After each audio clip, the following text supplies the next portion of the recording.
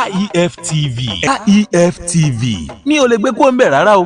Èmi àti iléeṣẹ́ tẹlifíṣàn yẹn àjọlẹ̀pọ̀ ni. Orúkọ tèmi ni Ọmọ́rẹ̀ Ọláẹgbẹ́, ọmọ bíbí ìlú Sàkété, àjọmọ Ìyáfẹ̀sọ. À ń padà ń jẹ́ Ọ̀túnba ti ìlú Sàkété, a sì ń padà ń jẹ́ alága orò ti ìlú Ìsàkété. À ń padà ń jẹ́ president fún gbogbo àwọn oníṣẹ̀ṣe ti ilẹ̀ Plateau. Bàbá, ẹ̀yin àgbà náà lọ́dọ̀ abọ̀, ẹni ìlú yóò wá sí ọkùnrin lè kú mọ́ mú olú obìnrin. Ǹjẹ́ ṣòótọ́ ni ìlú náà sì wà tó sì nọ́kọ̀rin tó sì lè kú mọ́ olú obìnrin? Ẹ ṣé olóòtú, a máa ń gbọ́ náà tán pẹ̀lú obìnrin jẹ́kúmólú.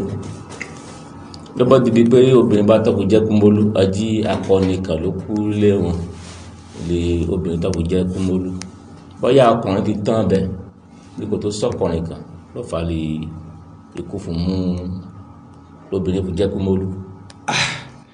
Tó bá jẹ́ pé ọkùnrin sì kú bẹ̀ ní ikú náà tó mólú obìnrin tí kò náwọ́ kan nú. Ọ̀nàwọ́ náà. Ẹ ṣeun bàbá. Nítorí kí ló dé ta fún pé ẹni pé rí agbó awuyewuye kan lẹ́nu ọjọ́ mẹ́ta wọ̀nyí iye ọdún orò ń bọ̀ lérí awuyewuye gbogbo olúmọ̀. A sì róbìnrin kì tó sì dìde a ní òun àjẹnurò kódà ó perúkọ àjẹnàlú iye ṣe.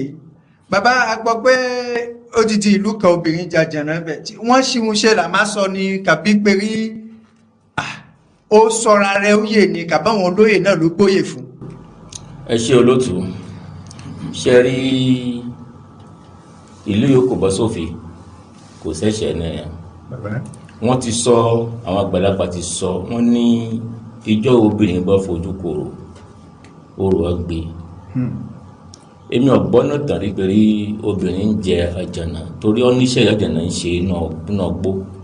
Obìnrin bá sì jẹ àjànà ó ti dandan fún wọ́wọ́ lọ́nà gbó ó lè ṣe ojúṣe àjànà máa ń ṣe iná gbó. Iná gbó lóbìnrin ò sì lẹ́bi kí tó bá ti dáná kò jẹ àjànà.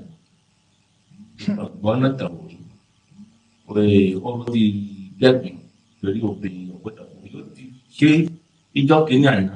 Lóòótọ́ obìnrin ló bí o yóò ti bí yóò ti dúró nítorí ìgbẹ́ ọgbọ́n yóò jọkùnrin dé lọ́nà ìyá dúró yóò fún mi pẹ̀lú orò ń jẹ́ ẹ̀wọ̀ fún obìnrin láti ìgbà náà tí wọ́n di sẹ́yìn. Obìnrin ọ̀nà àǹfààní àti lẹ́rìí